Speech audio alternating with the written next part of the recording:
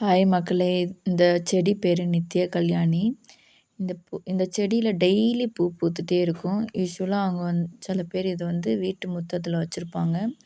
பார்க்குறக்கே அழகா இருக்குது அப்படின்ட்டு. இது 2 கலர்ஸ்ல இருக்குது. ஒண்ணு ஒயிட் கலர், ஒண்ணு பிங்க் கலர். இதுக்கு இங்கிலீஷ்ல பெரிவிங்கிள் அப்படின்னு சொல்லுவாங்க. மடகாஸ்கர்ன்னு சொல்லுவாங்க. பொட்டானிக்கல் நேம் கத்தாரந்தஸ் ரோசியஸ்ன்னு பேரு. இந்த பூவ நெறைய பேர் பீனாரி பூ அப்படின்னு சொல்லுவாங்க. இல்லாட்டி சுடுகாட்டு பூன்னு சொல்லுவாங்க. இதில நெறைய பேர் அதோடைய வேரு, இலை, அதில பூக்கள்ல நெறைய பெனிஃபிட்ஸ் இருக்குன்னு சொல்றாங்க.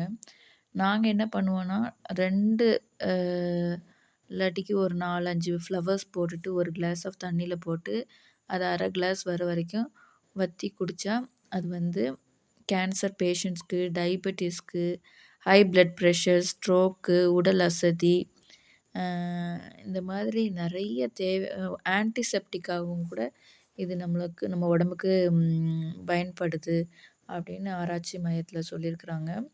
ஸோ வாரத்தில ஒருக்கா இத குடிச்சு பாருங்க. சிலவங்க என்னுடைய பிரதர்லாம் அவங்க டெய்லி 2 பூ, 3 பூ போட்டு பாயில் பண்ணி குடிக்கிறாங்களாம் டயபெட்டிஸ் இருக்கிறதுனால.